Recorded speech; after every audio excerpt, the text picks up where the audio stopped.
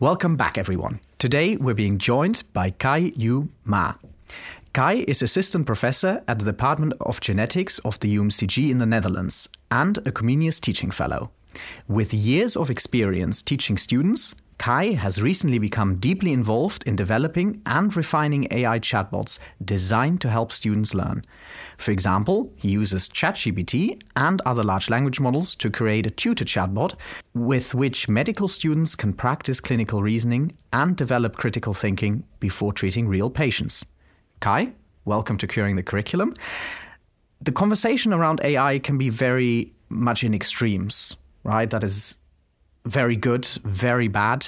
Why are you embracing AI in education? Hey Ulf. Thank you very much, and also for inviting me here. I think you're completely right. Like, you have two camps, right? You have the camp that is like, oh, we should embrace AI to the fullest, and maybe we should even teach just with AI chatbots. And then the other camp is the camp of people who are completely against it, saying that, learning is not happening anymore with chatbots, and students can cheat, and there's a lot of fraud. And I think, like most things in life, there is nuance to this. Like, I can understand both camps. Personally, what got me into this topic is that, I was really impressed by ChatGPT. I can imagine that you were as well when you first interacted with ChatGPT. And it just struck me like, okay, this technology, this is something new. We haven't seen this before. And probably like the capabilities of such a chatbot that interacts to such a nuanced way is something here to stay. And my vision of education is that, I'm preparing the students to work in the real world. That ChatGPT and other language models, in which version they will be developed in the future, will have a place. And as such, it's my job as a teacher to also teach students how to interact with them. So that is sort of the start. Makes sense. And especially the real world aspect. I think even if it's not necessarily useful for your lesson, you're going to use it later on, so you might as well learn how to use it responsibly, I guess. Yeah. So, but you not only just teach about AI and how it works, you also do that, but you specifically spend quite some time developing a chatbot, mostly for clinical reasoning, I believe. Could you tell us a bit more about that and why a chatbot and what it does? Yeah. So the idea of a chatbot is something that is nothing new, right? But previously, the chatbots that we interacted with had to be sort of hard-coded into a specific tree. And that, you lose a lot of interest with chatting with such a chatbot. And when I was interacting with ChatGPT and was reading about this and listening to this online, of course, the first thing people come up with is like, okay, chatbots can be used in different ways. And, essentially how to interact with ChatGPT very well is by basically saying, hey, you play this role. And you play this role, do this and this and this, and then ChatGPT can do whatever task you want very, very well. So the step to using this in education is, of course, then very easily made, where we have any kind of role-playing education. So that was sort of the link. And I had a colleague, Jits, who I talked with a lot. We collaborated a lot, and he came up with this idea of, there's this chatbot that we can make by just changing the prompt of ChatGPT. And, this is a very easy thing to do. You can just change the first few rows of text, and then, ChatGPT behaves completely different. And then I started talking with people and figured, there is a lot of role play that you can do in education. And I think clinical reasoning is a very good example of that. By simulating a doctor, or maybe simulating a colleague, or simulating the patient.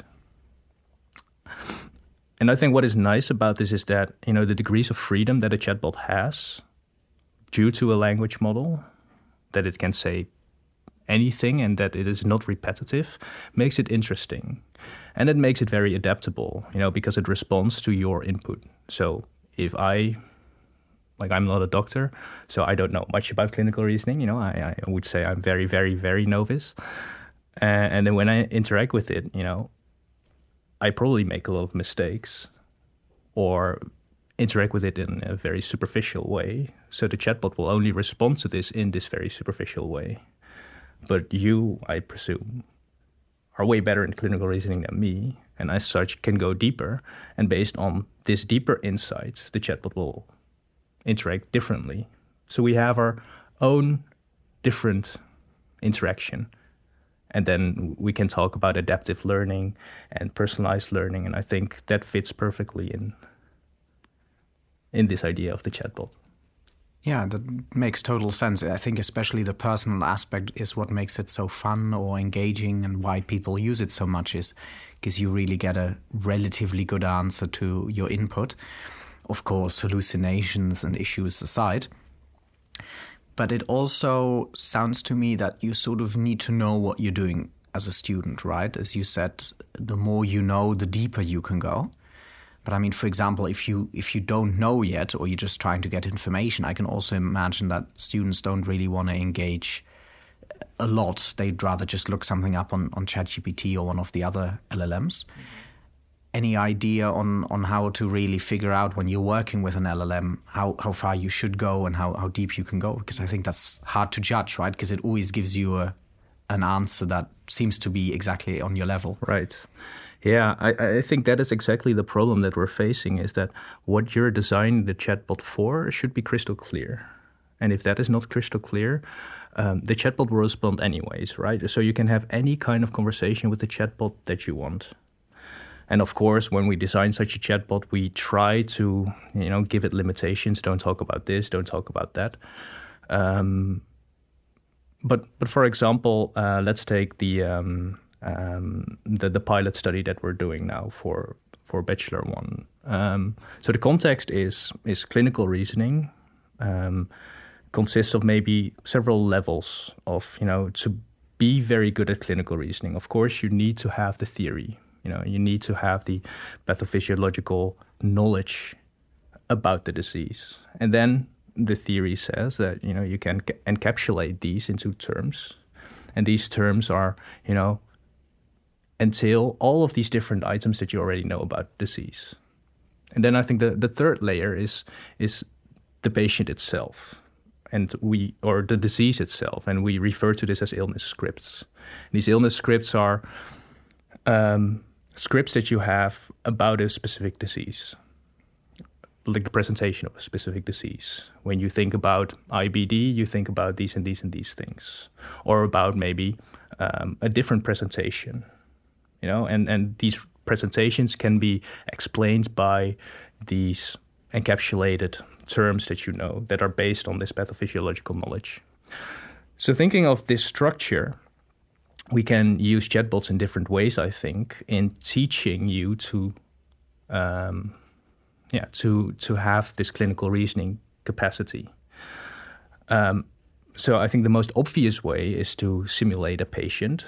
So you do the whole thing. You try to find out all the symptoms, and then based on this, you it's a sort of detective game. What is the disease that the patient has? And I think that is like already you already need to have some illness scripts in your head. So the pilot for first year medicine is not there yet, right? Because first year medicine students don't have these illness scripts yet. So that's why the curriculum also heavily focuses on, the theory, causes of disease, or mechanisms of disease, to build these pathophysiological narratives.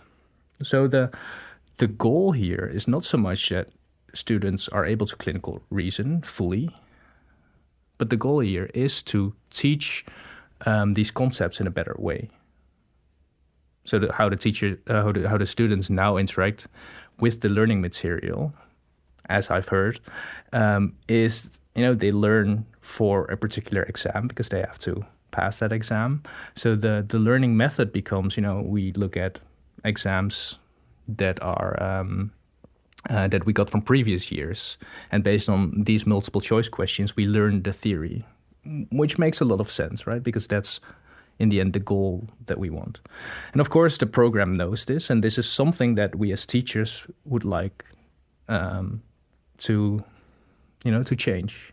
Because in the end, we all see that it's very important to have these narratives, these pathophysiological narratives about diseases in order to become a doctor that is able to clinical reason.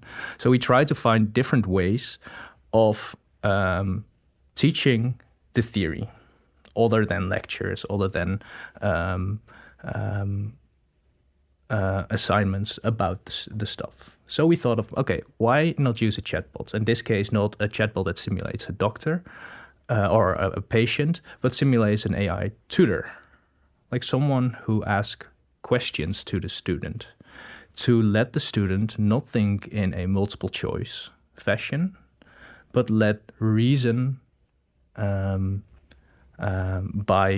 explaining their thoughts. And then ideally in the context of some clinical, well, we call it a clinical vignette, because seeing it in the context of disease, we believe, helps in this early clinical reasoning, and seeing that this theory also is there for a reason. So we set out to do that, and we created these chatbots, these tutors, of which students interacted with. And then the task is that the chatbot asks questions to students so that the student is able to answer them. And, that by itself is a teaching method, I would say. See how much you know about the theory, say that.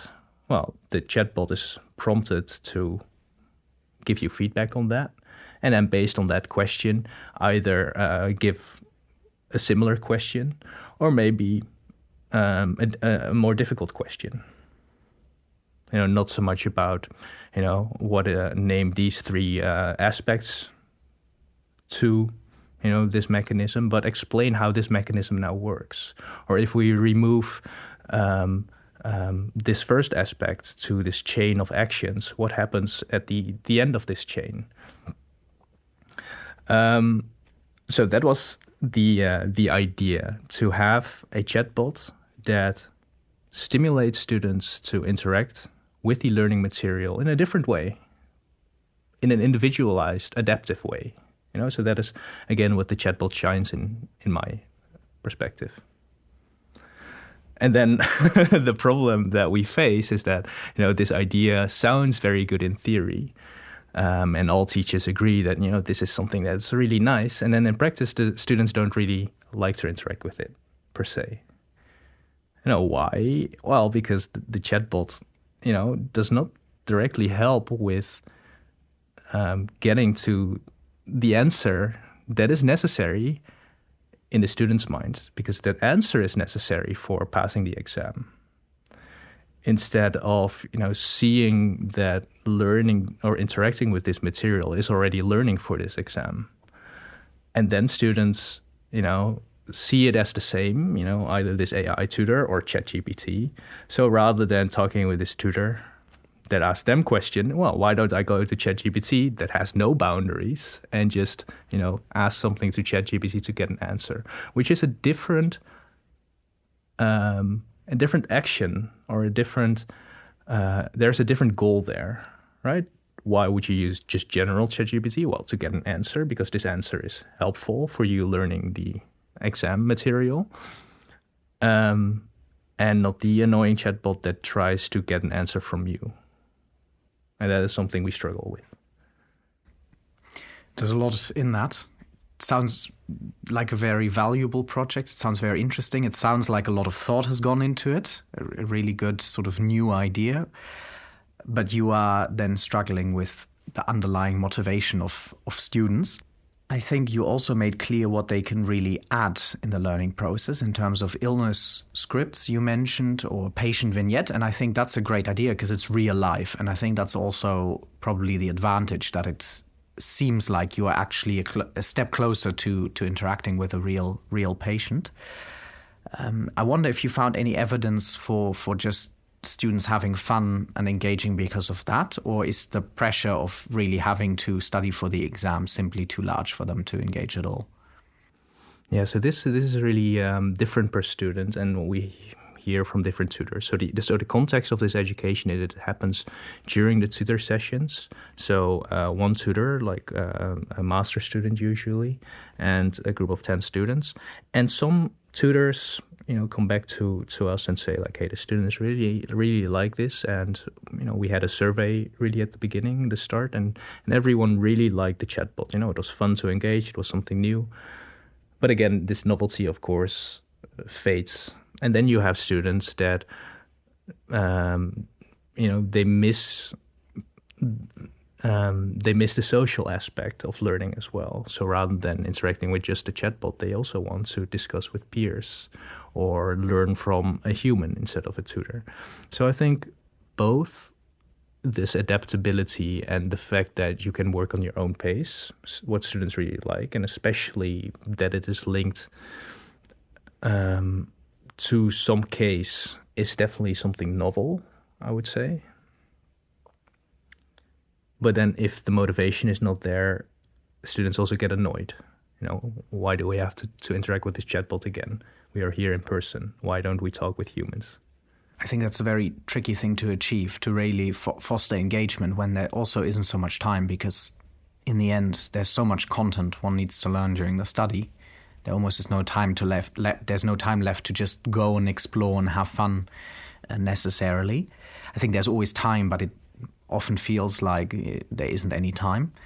So I'm wondering if you've also seen people try to really use it more in a sort of exam-focused way, in really trying to learn for the exam, because I have a feeling from having tutored students for a while that once you make it sort of more real world, more fun, more interesting, the lesson, like why do you need to learn about antibodies or B cells, T cells? It's really abstract. Mm-hmm.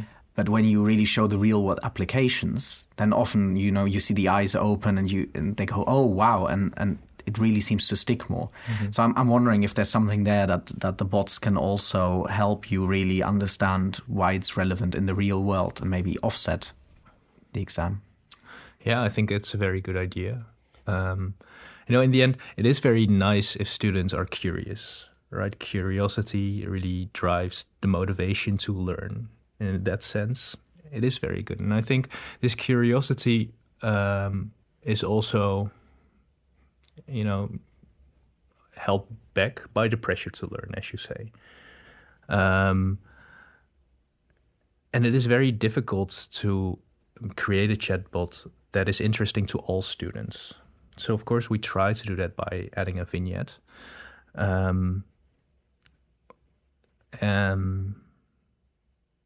But I guess that is interesting for a few students. And that is, of course, what the chatbot cannot do. It doesn't have the experience that you have as a tutor, that I have as a tutor, to, see the students, see that the students, are maybe a bit bored or find this specific aspect that we're talking about, these B cells or T cells in relation to this disease, very interesting. So we can adapt in that way. So the chatbot is adaptable, but in a, very ChatGPT manner, right? That is very agreeable to anything the student says, in line with what I prompted. And that makes it difficult. ChatGPT is designed for maximal engagement. That is something we should always remember. It's not there to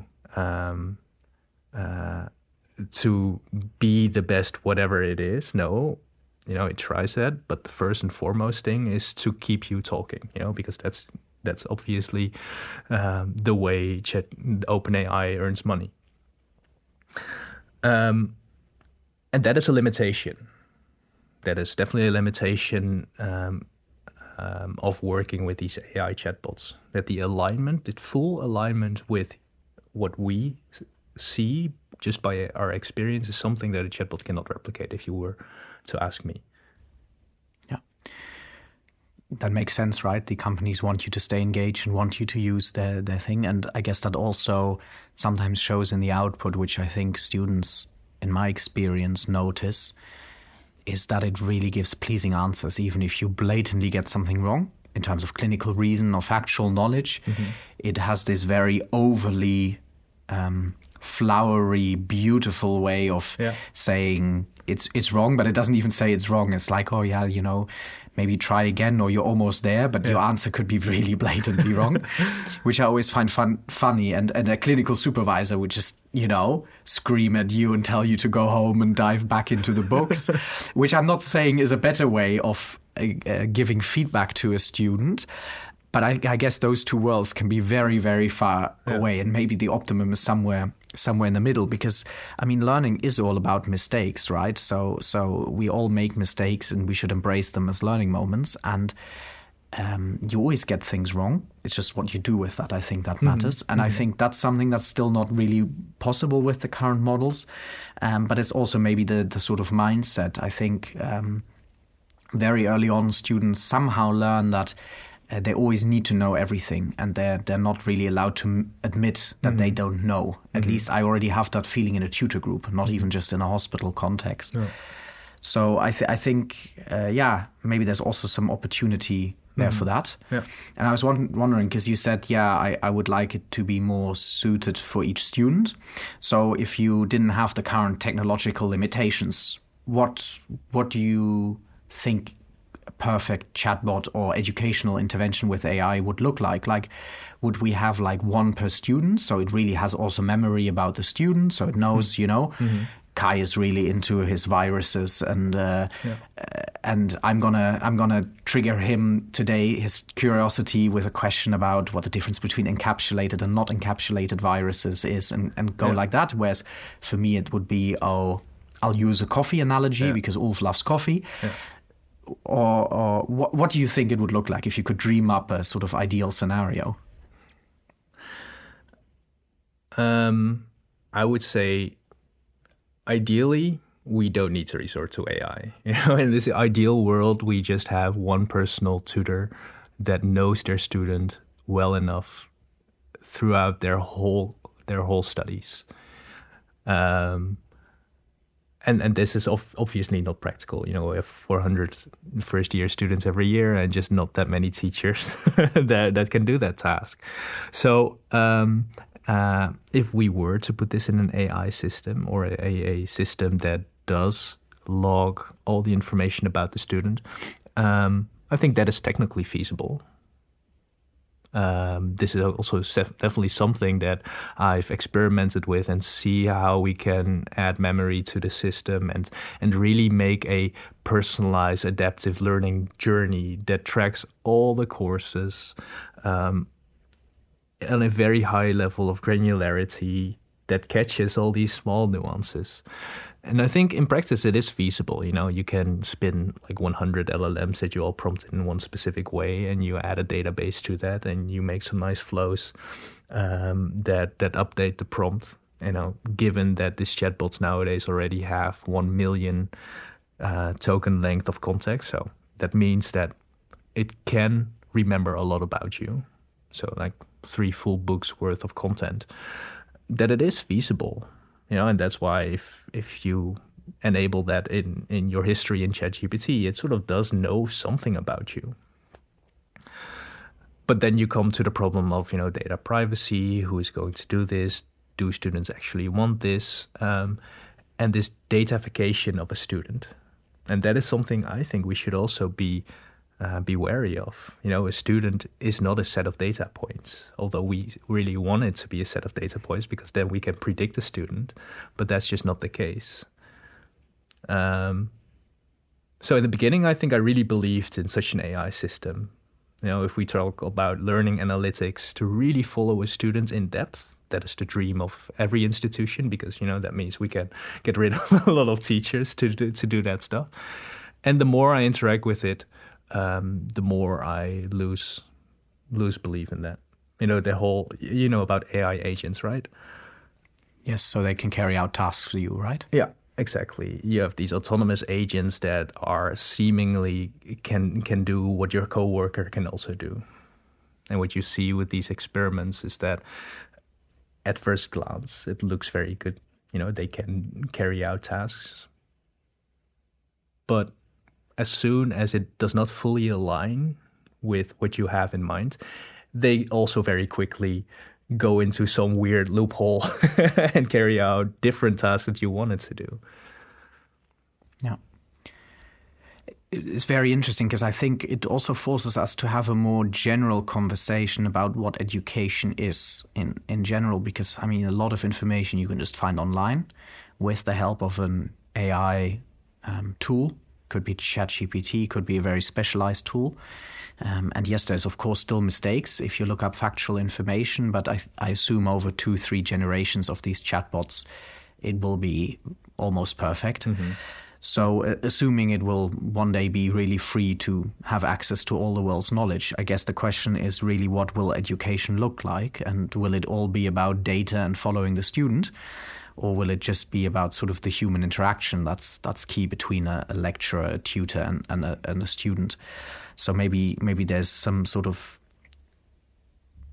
combination we can achieve with, you can learn maybe the factual information way more efficient from an AI tutor sure. than from a lecturer, and then that the time with the lecturer or your tutor you spend on valuable people skills and other things. But I do agree with your point about data, because I think we've had similar conversations about patients, and we have figured out that no, the patient should really be treated as a partner also in treating a disease, and you put the human first and the disease second.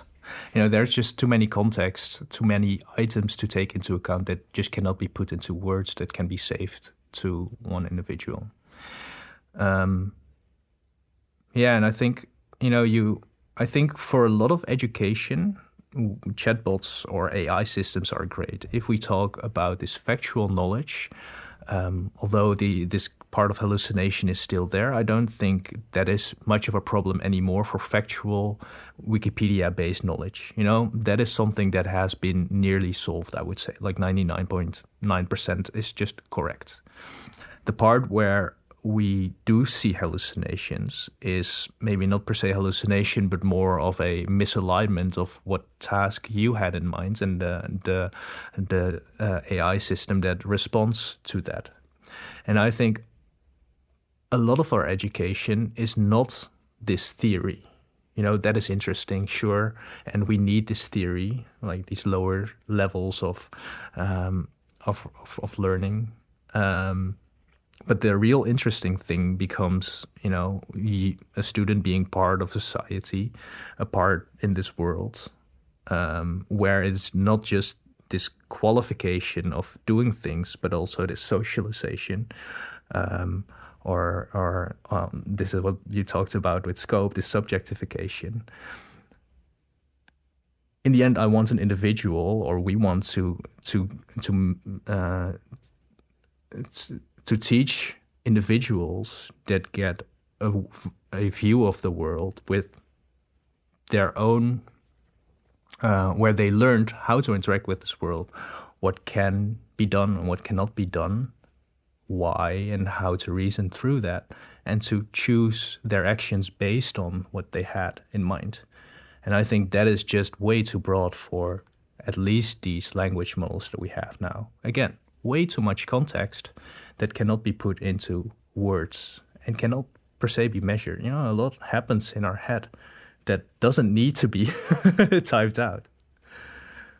We already say an image says more than 1,000 words, and then a real, rich, real-world background is, of course, something you cannot put in an LLM. Exactly. We might be proven completely wrong if tomorrow a completely different type of model comes out, but for now, I think that very much makes sense. So you're a teacher. You have traditionally taught. I'm calling it traditional before the LLMs were around, and now with the LLMs around. So again, dreaming of an ideal world, how do you see the role of a teacher evolve in the future? Or do we actually need to go back to how things were?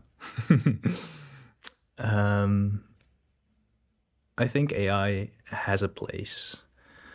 a place where.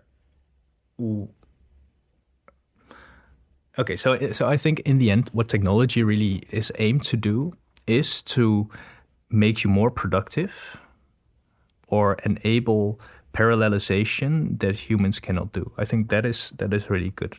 It makes things faster, it makes things more efficient, and that is one of the reasons why we want to use it in healthcare, and of course one of the reasons why some aspects to education we also want to put in. Like, I don't have 400 teachers, but I can make 400 AI tutors. It's the best next thing if I want to have this parallelization. What I don't think is good is that these AI systems, or basically all this datafication, really is made to make things go smoothly, to go more efficient. And some aspects in life are not efficient. Learning is not efficient. We need some friction in order to learn. One of the things we measured with this chatbot pilot study is how much mental effort did it take. And actually, that is like a scale that we actually want to have a bit high, like to be more on the upper levels, because we know that mental effort, that you require some mental effort to learn. And, throwing something in ChatGPT is not learning. ChatGPT removes all this friction and you got a nice product in the end. Whereas we are, of course, way more interested in this whole process. So I think, in this ideal world, we go back to the age of Socrates and, talk, philosophize about learning. That's one teaching, idea I really like, this Socratic method of really talking with my students and asking questions. Yeah.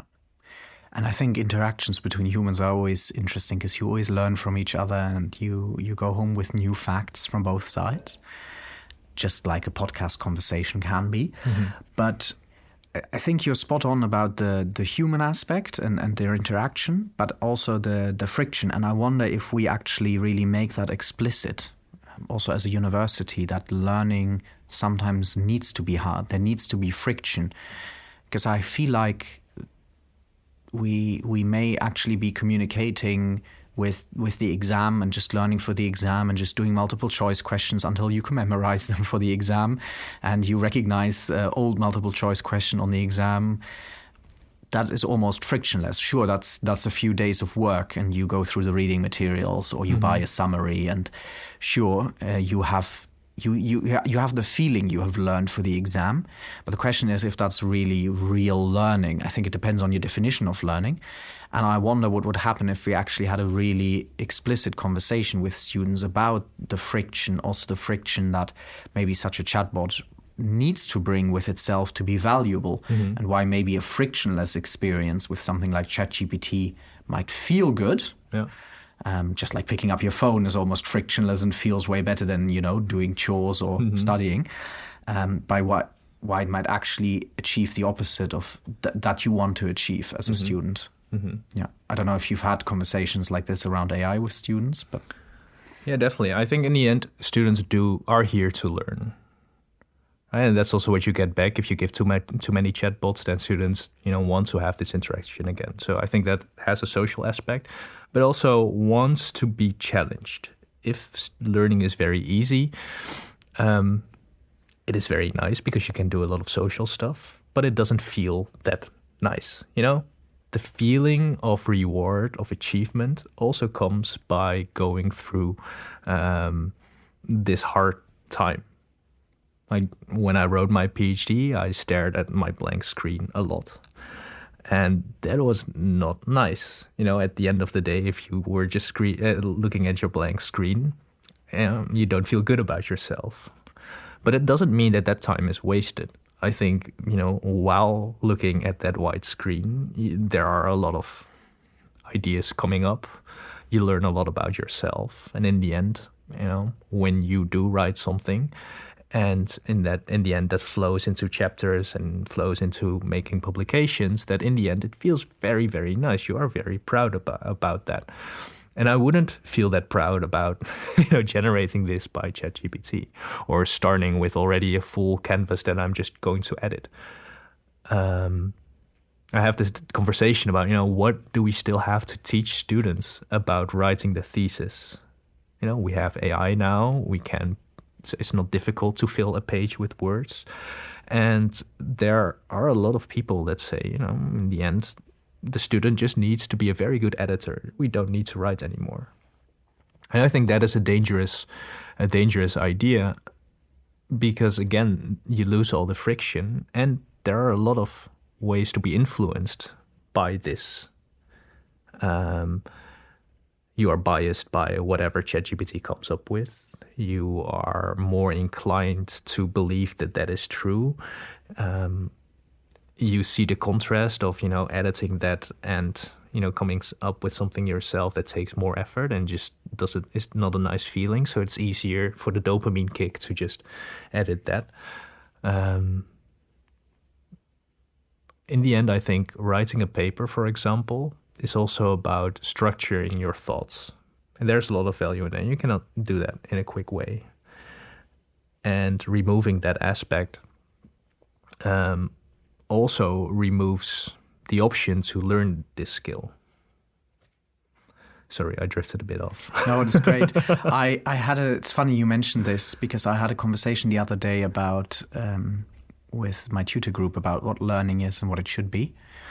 And I used the gym as an example. I was like, so if you just go to the gym, will you build muscles? No. You need to engage with the machines. Is it enough to go to the gym once? No. You need to go 2-3 times a week. And you need to do different things, right? You not only need to learn one way, right? You can't only do a leg day. You need to do, all the different groups and different exercises of the same muscle group. Same way with learning, right? You can't just learn by reading. You need to do testing yourself. You need to do questions. You need to learn with others. You need to explain it to others because every time you have a slightly different approach, you can sort of encode the information in a different way. And students really understood why you train in the gym a certain way and why that works in building muscles. And I left them with look, education is the same. What you put in, you get out. And sometimes you just need to sweat a little, and that's part of it. And that seemed to make sense. I don't know if they took anything home from that. But I guess that also then makes clear that AI is maybe like a very nice gym machine that can maybe give you a lot of exercises, but there's not one machine in the gym that does it all. And I think that maybe also explains that AI certainly probably has a place if we use it well, but there's probably a lot of other things we need to still do in education. I would even go further and say like the AI is maybe the the steroids that you can add to your gym routine. It makes things faster and surely you will grow, but in order to use steroids well is that you, of course, also have to go to the gym in order to use it. And then, of course, you go beyond what you were previously capable of. Well, I don't know if that is really true for AI, but I do think that it falls within more developments in society where we can just administer something that quickens up this whole process, which, of course, is nice because we're very outcome driven. Like one of the things that immediately shoots in my head is this Ozempic. We can use Ozempic to lose a lot of weight because you're not going to eat anymore, and then in the end you do have a nice physique because you lost a lot of weight because you did not eat anything anymore.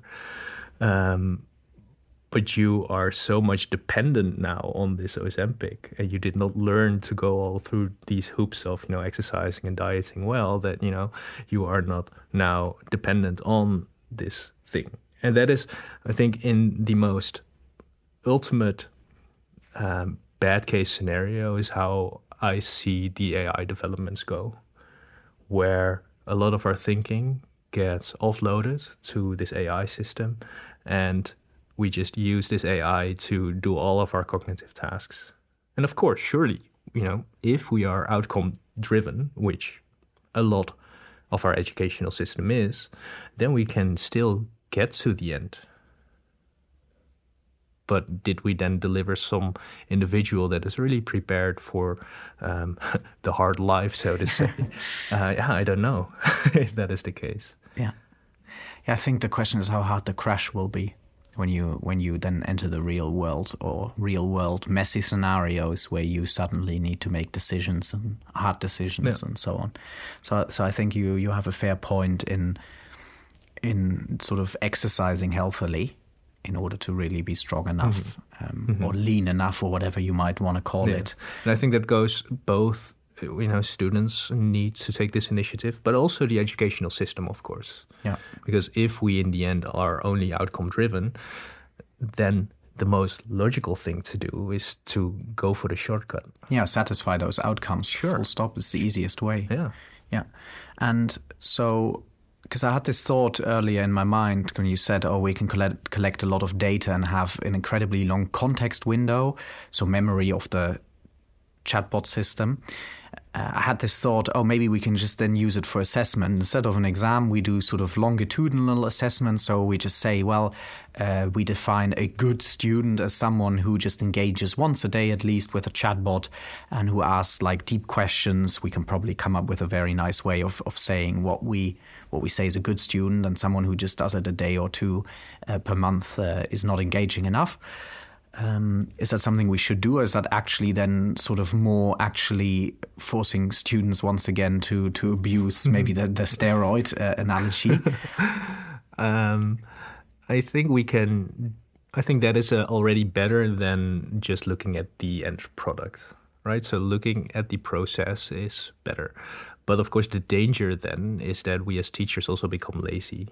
So it is, again, the AI system helps to process things quicker. And the problem with a process-driven way of assessment is that it just takes too much time. We don't have enough teachers. So that can take away that load. So it becomes feasible. But then on the other end, it becomes an AI system that evaluates. So we have to place the teacher, the human in the loop somewhere, okay? But if we don't do that, then we have an AI-driven assessment. And of course, you can automate this process as well, right? I can create a script, or let ChatGPT create a script to interact with this many times. And then another outcome would be chatbot versus chatbot education, which of course is also not what we want. So I would really say the AI has a place. If we think about which processes we automate and really think, where is the human still in this process, both from the student perspective, both from the teacher perspective. So that means that we should not only put things in data in this big context, because technical feasibility, we are there. But also to embrace this in the system that we work in, that is the challenge. Yeah. You've left me certainly with a lot of questions, which is nice, because I have plenty to now think about what to read up on and what to focus on and how to use it responsibly and what to automate also in my own life and what not to automate. So where to sweat and where not to sweat. Yeah.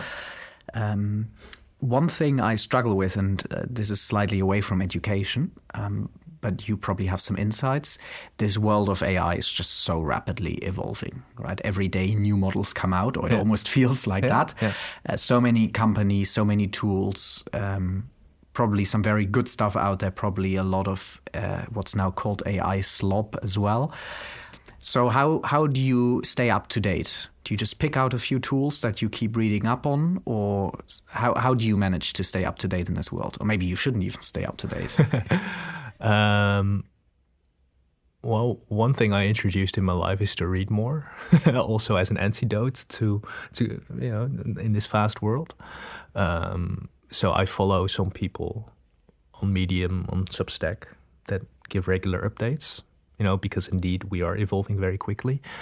But also, if you look at all these developments the past years, there was not a real major update over the language model. ChatGPT was this big boom, and then a lot of companies followed with, language-based AI models, and the integration of other data modalities like image, like sound, integrating this in the so-called foundation model that, does this all seamlessly. So I think that was the big innovation. And for the rest, it's more fine-tuning, improving this system. And then, indeed, every month we have new models, but it's always more of the same. Well, one thing people are very hyped up about now are AI agents, as I just mentioned, which is this dream of Silicon Valley that we can get rid of people and have autonomous AI systems that can do the thinking and the performing of the work. And if you should believe YouTube, then AI agents will reduce the workforce by I don't know how many percent and will save millions of euros. That is the latest hype, but that's also been around now for more than a year, I think, and I have not seen promises being fulfilled there. So I think we are also maybe not developing that fast. No. So you're taking more leaned back approach. I think so, yeah. Good. Yeah, and I think we should be more afraid of the consequences of these models right now than already be afraid of what the next iteration of the models are. And what are the things you're most afraid of at the moment in terms of consequences? I think the thing we just talked about, the frictionlessness and the datafication of everything. I would like to live in a world where we still have people and interact with each other as people, and I think everyone values that. And that is something that is, being affected by big tech. Yeah. To end on, I was just wondering, what's one thing you would like to leave students, lecturers, educators, learners with? I think to be curious. A lot of people ask me like, what are the best practices for using ChatGPT? Because I use ChatGPT a lot, and that is to be curious, to try to break the system, to see what its limitations are, because we learn a lot from these limitations. We can put things into perspective. What can chat do? What can chat not do? And what is the value of you as a person? And try to, improve these values. And then I think we can fully embrace or better embrace AI systems in our lives. Yeah. Thank you. Thank you again very much. You've given me a lot of new questions, thoughts, ideas. So I'll go home now and think about those things. And I'll probably listen to this episode 2 or 3 more times because I think there's a lot in it. Thanks. Yeah, it was a lot of fun. Thank you very much for joining us. And I also hope the listeners once again took something away and learned something on how to use, on maybe not use these tools, maybe even more than how to use them. So thank you very much. Yeah.